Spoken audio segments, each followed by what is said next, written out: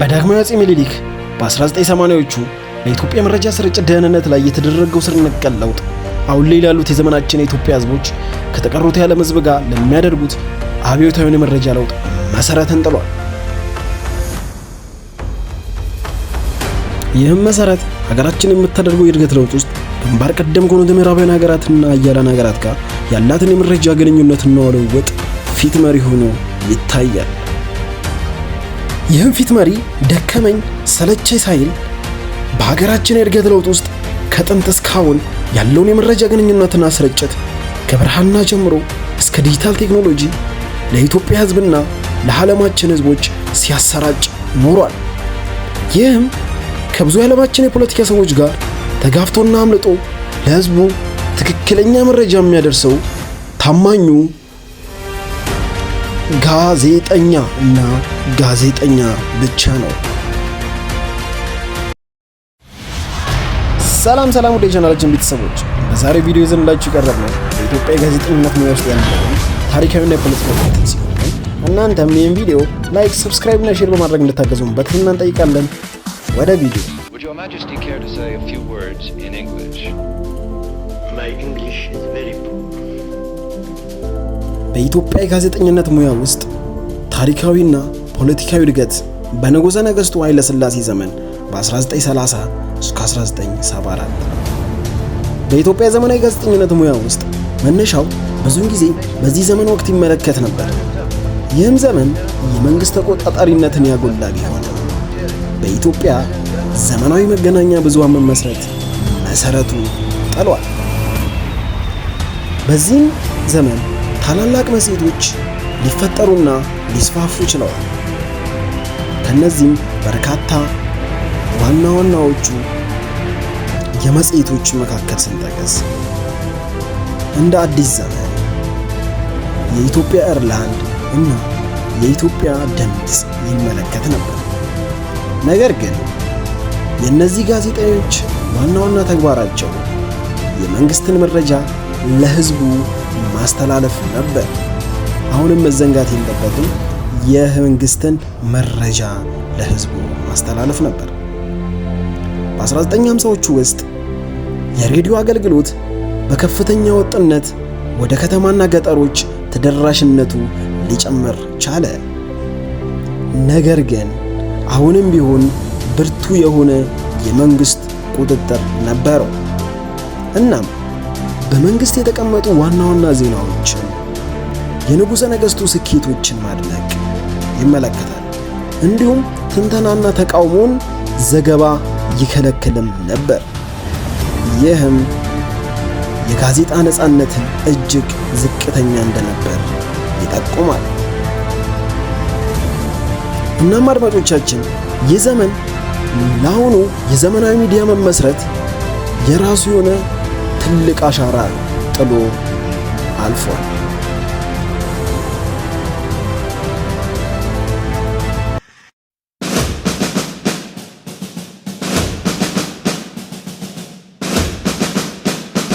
የሶሻሊዝሙ ተከታይ ደርግ በ1974 እስከ 1991 እንደሚታወቀው ይህ የደርግ መንግስት መገናኛ ብዙሃንን እንደ መንግስት መሳሪያ አድርጎ ሲጠቀም ኖሯል።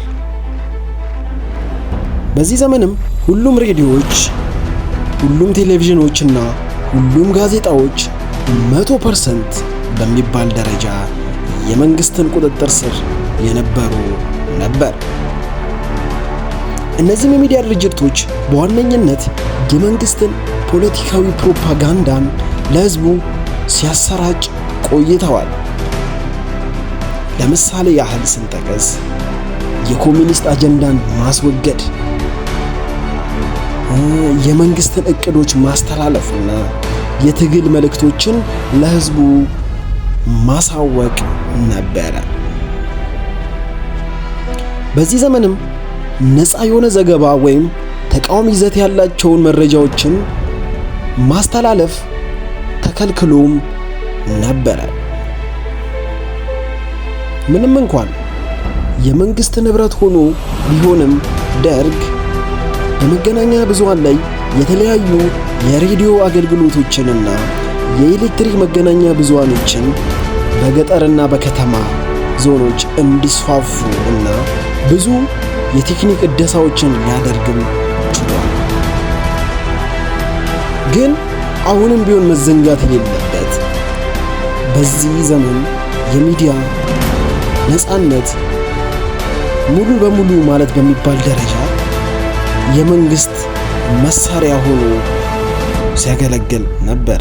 ይህም የመንግስት የሚዲያ ተቆጣጣሪነትን እጅጉኑ ጎልቶ እንዲታይ ያደረገው ዘመን ሊሆን ችሏል።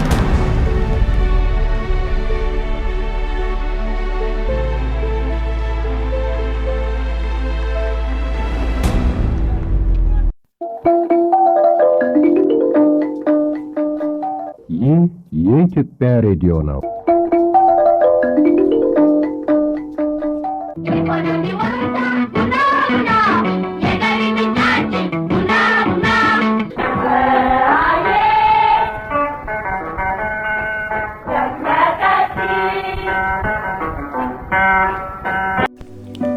የዲሞክራሲያዊ መንግስት የሆነው የኢፌዴሪ ወይም የኢህአዴግ ዘመን ከ1991 እስከ 2018 ይህ ዘመን በሚዲያ ታሪክ ውስጥ ተጨማሪና ውስብስብ የሆኑ ለውጦችን ሊያመጣ ቻለ። ከነዚህ መካከል በአንደኝነት የተናጠልና የግል ሚዲያ መከፈት ነበረ።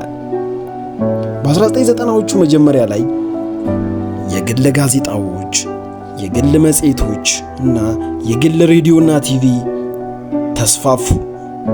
ይህም በኢትዮጵያ ሚዲያ ውስጥ ትልቅ የሚባል ለውጥ ነበረ። መንግስትም የሚዲያ ነፃነትን ቢፈቅድም አንዳንድ የተደነገጉ ሕጎች ብዙውን ጊዜ የጋዜጠኞችን ነፃነት ይገድቡም ነበር። በተለይ በአንቲ ቴሮሪዝም ሕግ ላይ የተለያዩ ጋዜጠኞች በቁጥጥር ስር ሊያዙ ቻሉ። ብዙ ጋዜጣዎችም ሊዘጉ ቻሉ። እንዲሁም የድረ ገጾች ተከለከሉ። ነገር ግን በዚሁ ልክ አዳዲስ መንገዶችን ለጋዜጠኞች ሊከፍት ቻለ። እጅግ የተጠራቀሙ የኤፍኤም ሬዲዮ ጣቢያዎችም ሊስፋፉ ቻሉ። የኢንተርኔት ሚዲያ መነሻ ሊሆኑ ቻለ። እንደዚሁም የዩኒቨርሲቲ የጋዜጠኞች ትምህርት ትስስርን በግንባር ቀደምነት ሊያስፋፋ ቻለ።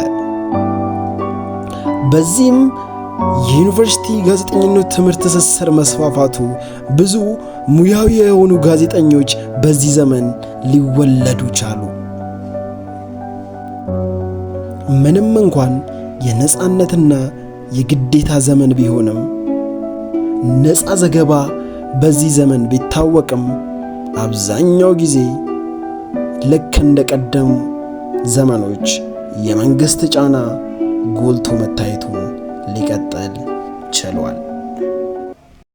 እናም ውድ አድማጮቻችን በእነዚህ ሦስቱ ዘመናት ውስጥ የጋዜጠኝነት ታሪክ ፖለቲካዊ ጨዋታን ሊፈጥር ችሏል።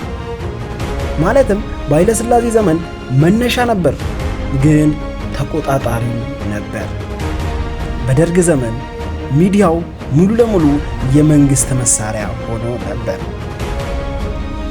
በኢፌዴሪ ዘመን ደግሞ የግል ሚዲያዎች ሊከፈቱና ሊስፋፉ ችለዋል። ነገር ግን አሁንም ቢሆን የመንግስት ጫና እጅግ ጎልቶ ታይቶ ነበረ። እናም አድማጮቻችን ዛሬ የኢትዮጵያ ጋዜጠኝነት በዚህ ታሪክ ላይ ተመስርቶ ወደፊት እየተሻሻለ መምጣቱ ያሳያል። እናም ውድ አድማጮቻችን በኢትዮጵያ ጋዜጠኝነት ሙያ ላይ ያደረግነውን ዳሰሳ ይህን ይመስል ነበር።